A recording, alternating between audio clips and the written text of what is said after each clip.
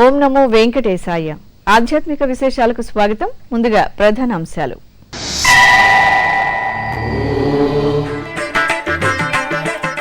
తిరుమలలో dial your EO కార్యక్రమం. ధర్మ ప్రచారం, భక్తుల సౌకర్యాలకే ప్రాధాన్యమన్న ఈవో.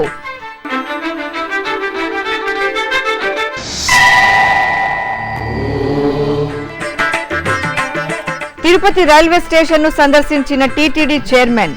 రద్దీకి అనుగుణంగా రైల్వే స్టేషన్ల అభివృద్ధికి సహకారం.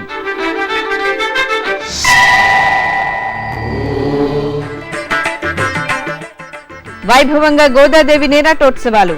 తిరునగరిలో ఆండాలమ్మ దివ్య దర్శనం. తిరుమల అన్నమయ్య భవన్లో డయల్ యువర్ ఈవో కార్యక్రమం జరిగింది. టీటీడీ శ్రీకార్య నిర్వహణాధికారి డాక్టర్ డి సాంబశివరావు భక్తులు వెలిబుచ్చిన పలు సందేహాలకు సంబంధిత అధికారుల సూచనలతో వివరణ ఇచ్చారు. అదేవిధంగా ఈ సంవత్సరానికి సంబంధించిన శ్రీవారి క్యాలెండర్లు, డైరీల విక్రయం రికార్డు స్థాయిలో జరిగిందని తెలిపారు. ఇంకా జనవరి 1వ తేదీ నుంచి ఈ టికెట్లలో ఫోటో అప్లోడింగ్ తీసేసినట్లు వివరించారు. ఇక ఫిబ్రవరి నెలకు సంబంధించి అందుబాటులో ఉన్న 54,047 ఆర్జిత సేవా టికెట్లను ఈవో శ్రీ సాంబశివరావు ఆన్లైన్లో విడుదల చేశారు. ఈ కార్యక్రమంలో టీటీడీ వివిధ శాఖల అధికారులు పాల్గొన్నారు. తిరుమల ఆలయానికి వచ్చే భక్తులందరికీ సరి అయిన సౌకర్యాలు కలుగు చేయాలనేది టీటీడీ ఉద్దేశము. ప్రతి నెలలో కూడా మనము ఆన్లైన్ ఆర్జిత సేవా టికెట్ని బుక్ చేసుకోవడానికి అవకాశం కలుగజేయడం జరిగింది. ఫిబ్రవరి 1 నుండి ఫిబ్రవరి 29వ తేదీకి సంబంధించిన ఆర్జిత సేవలు 54,047 టికెట్స్ మీరు ఈరోజు ఇంటర్నెట్లో బుక్ చేసుకోవడానికి అవకాశం ఉంటుంది.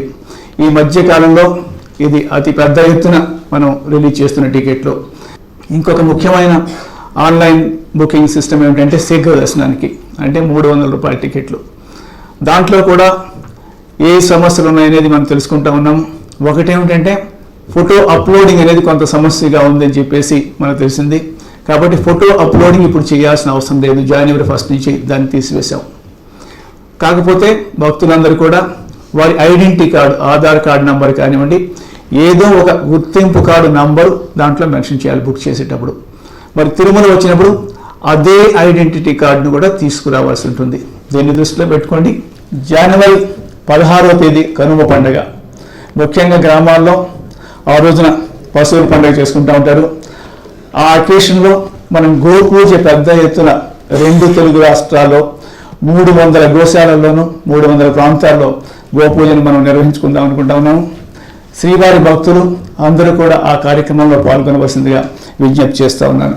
ఇంతేకాకుండా మన ఎస్వీబీసీ ఛానల్లో కూడా కొన్ని కొత్త కార్యక్రమాలు తీసుకొస్తే బాగుంటుందనే ఉద్దేశంతో మిగతా టీవీ ఛానల్స్తో కొంత టైప్ పెట్టుకుని మెమరాండమ్ ఆఫ్ అండర్స్టాండింగ్ పెట్టుకుని ఈ మధ్యకాలంలో చాలా పాపులర్ అయిన శ్రీ రామానుజాచార్యుల వారి జీవిత చరిత్ర తమిళ్లో వస్తూ ఉంది. దాన్ని మనము వారి దగ్గర నుంచి రైట్స్ తీసుకున్నాము. అది సాధ్యమైనంత త్వరలో దాన్ని మన ఎస్సీబీసీ ఛానల్ ద్వారా తెనిగించి మనం ప్రసారం చేయటం జరుగుతుంది.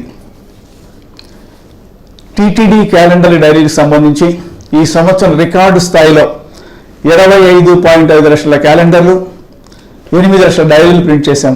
ఇది ఆల్మోస్ట్ వరల్డ్ రికార్డ్ అని చెప్పుకోవచ్చు. తిరుమలకు వచ్చే భక్తుల రద్దీకి అనుగుణంగా తిరుపతి రైల్వే స్టేషన్లో అధునాతన సదుపాయాలు కల్పించడానికి చర్యలు తీసుకుంటామని టీటీడీ ధర్మకర్తల మండలి అధ్యక్షులు డాక్టర్ చదర్వాడ కృష్ణమూర్తి తెలిపారు. శుక్రవారం ఉదయం తిరుపతి రైల్వే స్టేషన్ అభివృద్ధిపై divisional railway manager Shri Gopinath మాల్యాతో ఆయన ప్రత్యేకంగా చర్చించారు. ఈ సందర్భంగా తిరుపతి రైల్వే స్టేషన్లోని ప్లాట్ఫామ్లను, దక్షిణ వైపు ఉన్న టీటీడీ 3వ సత్రాలను ఆయన పరిశీలించి పలు అంశాలపై అధికారులతో చర్చించారు.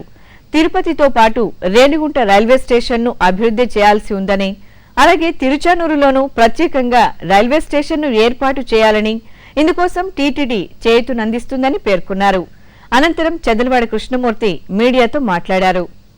మీరందరూ ప్రత్యక్షంగా చూశారు రైల్వే స్టేషన్లో ఉన్నటువంటి ఇబ్బందులు. ప్రతి ఒక్క ప్రయాణికుడికి కానీ భక్తుడికి కానీ ఇచ్చేసేటువంటి భక్తుడికి కానీ తెలుసు. ఆ ఇబ్బందులు అధిగమించేదానికి రేణిగుంట స్టేషన్ ఎంతవరకు వీలైతే అంతవరకు అభివృద్ధి చేయాలని, గతంలో 300-400 ఎకరాలతో పద్మావతి తిరుచానూరు ఒక రైల్వే స్టేషన్ పెట్టడం జరిగింది 3వ కిలోమీటర్లో.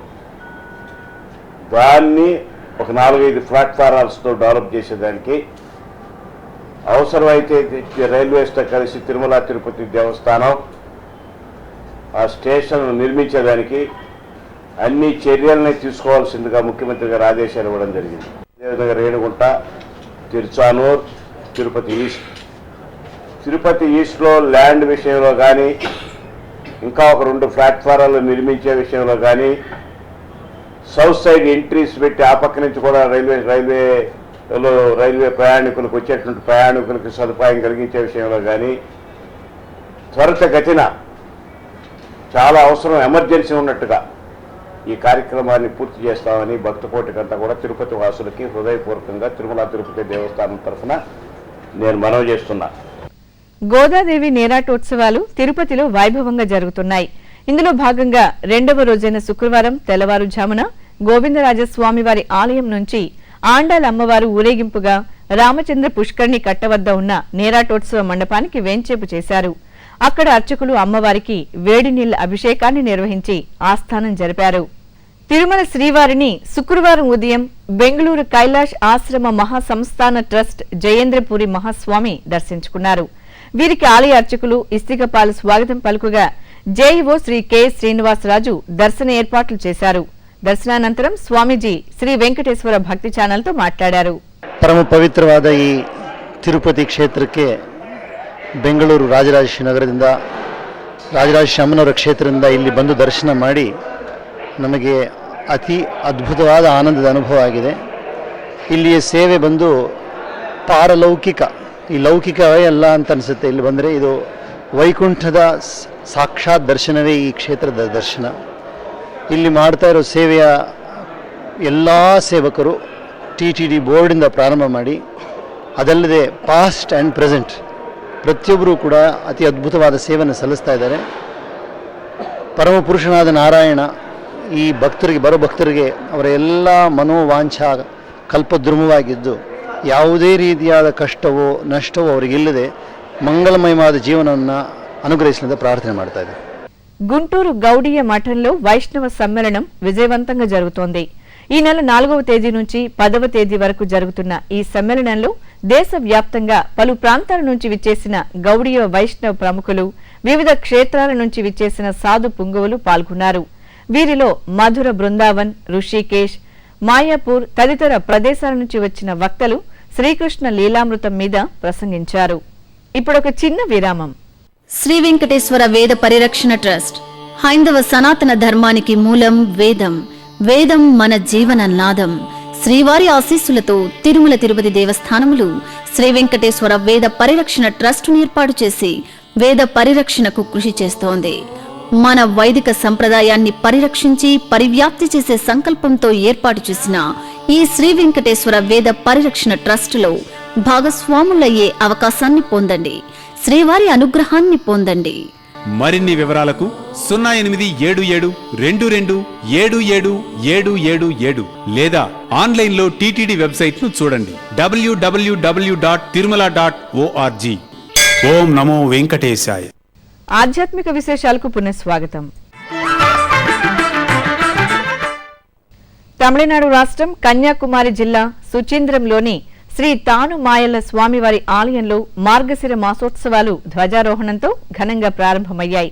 ఉత్సవంలో తొలుత శ్రీ తానుమాలయ స్వామివారిని ముద్దబంతి పువ్వులు, తులసి మాలలతో చూడముచ్చటగా తీర్చిదిద్దిన పల్లకిపై కొలువుదీర్చి ఊరేగింపుగా ఆలయ ధ్వజస్తంభం వద్దకు వేంచేపు చేశారు.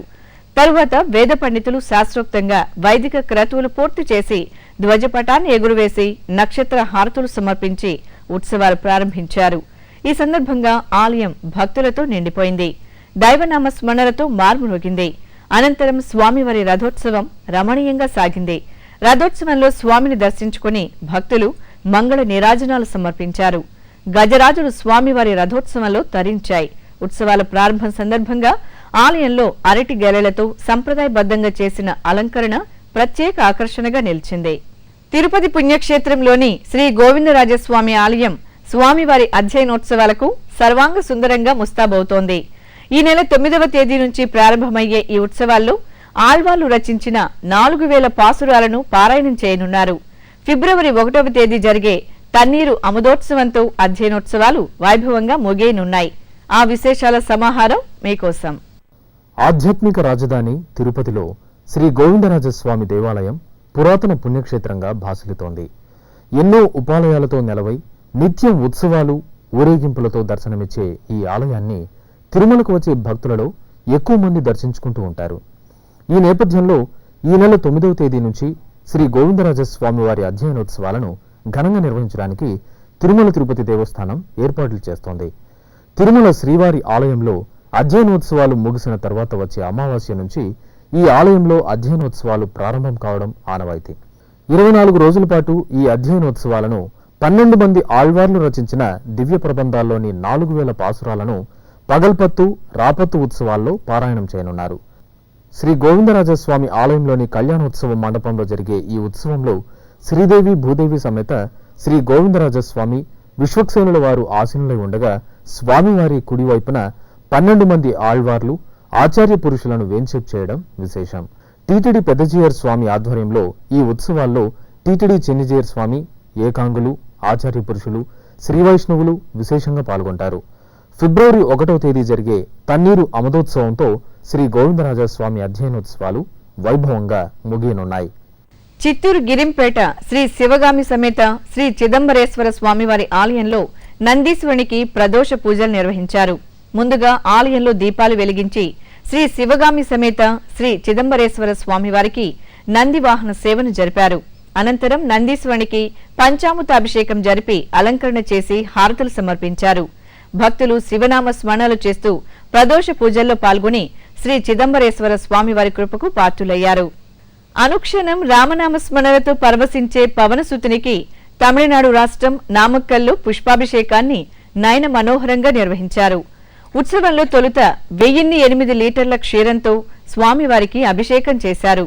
ఆపై వివిధ రకాల పుష్పాలతో అభయాంజనేయ స్వామి 18 అడుగుల విగ్రహమూర్తిని అర్చించారు.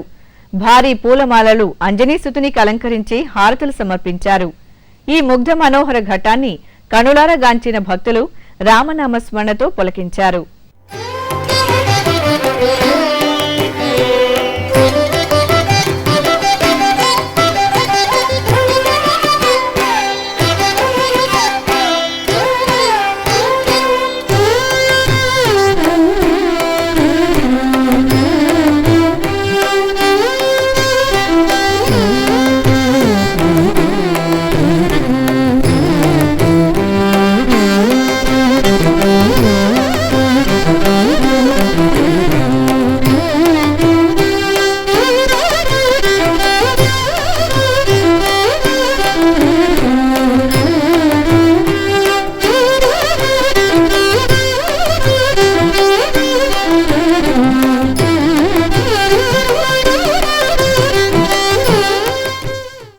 విజయనగరం జిల్లా బొబ్బిలి శ్రీ వేణుగోపాల స్వామివారి ఆలయంలో పూలంగి సేవను నయన మనోహరంగా నిర్వహించారు. ఈ సందర్భంగా ఆలయ ప్రాంగణాన్ని వివిధ రకాల పుష్పాలతో శోభాయమానంగా అలంకరించారు. అదేవిధంగా గర్భాలయంలోని శ్రీ రుక్మిణి సత్యభామ సమేత శ్రీ వేణుగోపాల స్వామివారికి స్వర్ణాభరణాలు, సుగంధ భరిత పుష్పాలతో అలంకారం చేసి హారతులు సమర్పించారు. ఈ పూలంగి సేవలో శ్రీ త్రిదండి దేవనాథ రామానుజ జీయర్ స్వామి భక్తులు పాల్గొన్నారు. వేలూరు శ్రీ కన్యకా పరమేశ్వరి ఆలయంలో అమ్మవారికి విశేష అభిషేకాన్ని వైభవంగా జరిపారు. పలు రకాల సుగంధ ద్రవ్యాలతో నేత్రపర్వంగా అభిషేకాన్ని పూర్తి చేసి అలంకరించి ధూపదీప నైవేద్యాలు, మంగళ హారతులు సమర్పించారు. భక్తులు అమ్మవారిని దర్శించుకుని మొక్కులు చెల్లించుకున్నారు. తమిళనాడు రాష్ట్రం కుంభకోణంలో కొలువైన శ్రీ సారంగపాణి స్వామివారి ఆలయంలో సంక్రమణ బ్రహ్మోత్సవాలు ధ్వజారోహణంతో వైభవంగా ప్రారంభమయ్యాయి. 108 వైష్ణవ దివ్య దేశాల్లో 3వదైన ఈ ఆలయంలో అర్చకులు స్వర్ణ శోభితంగా అలంకరించిన ఉభయ దేవేర్ల సమేత సారంగపాణి ఉత్సవమూర్తులను పల్లకిపై ఊరేగింపుగా తీసుకువచ్చి ధ్వజస్తంభం వద్ద కొలువుదీర్చారు. తరువాత అంకురార్పణ చేసి గరుడ ధ్వజపటానికి పూజలు నిర్వహించి ధ్వజారోహణతో ఉత్సవాలకు శుభారంభం చేశారు.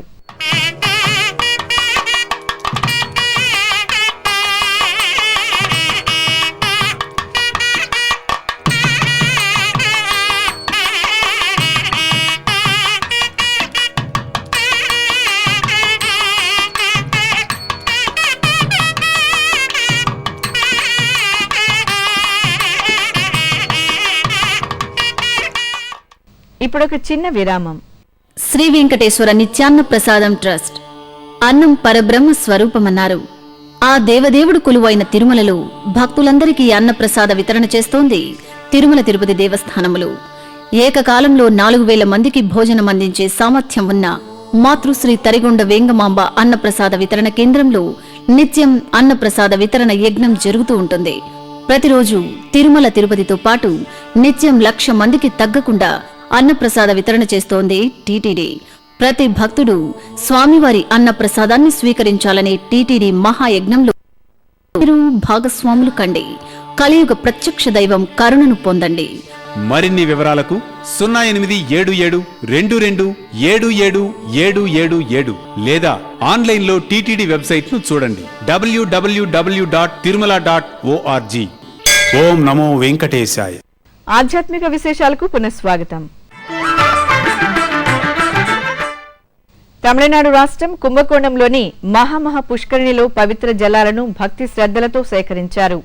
అయోధ్య రామయ్య సన్నిధిలో కొలువైన ఆంజనేయ స్వామి అభిషేకోత్సవానికి తమిళనాడు రాష్ట్రంలోని పలు ప్రాంతాల నుంచి శుద్ధ జలాలు సేకరించారు. ఈ మేరకు మహామహా పుష్కరిణిలో సేకరించిన పవిత్ర జలాలకు పూజలు చేశారు. శివగంగై జిల్లా పిల్లయార్పట్టిలోని శ్రీ కర్పగ వినాయక స్వామివారి ఆలయంలో ప్రత్యేక పూజలు కమనీయంగా జరిపారు. ప్రశాంత వాతావరణంలో అనుగ్రహిస్తున్న ఈ ఆలయానికి భక్తులు వేలాదిగా తరలి రావడంతో పరిసరాలు కళకళలాడాయి. విఘ్నాలు తొలగించే విఘ్నరాజాధిపతి దర్శనార్థం వేచి ఉన్న భక్తులతో క్యూ లైన్లు నిండిపోయాయి. స్వామిని దర్శించుకుని భక్తులు ధన్యులయ్యారు. ఇప్పుడు వివిధ ప్రాంతాల్లో జరుగుతున్న సాంస్కృతిక కార్యక్రమాల సమాహారం కళానీరాజనంలో వీక్షిద్దాం.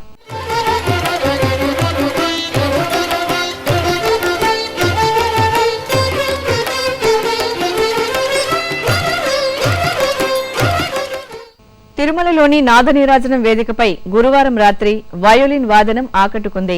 హైదరాబాద్కు చెందిన శ్రీ ద్వారం సత్యనారాయణరావు, శ్రీ త్యాగరాజస్వామివారి కృతులు, అన్నమాచార్య సంకీర్తనల వయోలిన్ వాదం శ్రీవారి భక్తులను అలరించింది.